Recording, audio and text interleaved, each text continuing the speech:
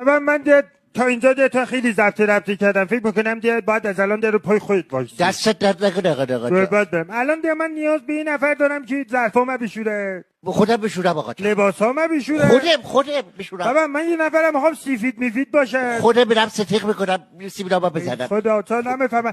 بابا من یه نفرم میخوام قشنگ حرفش آرامش داشته باشه، بتونم باش درد دل کنم. آقا جان خودم آرام صحبت میکنم. ای وای.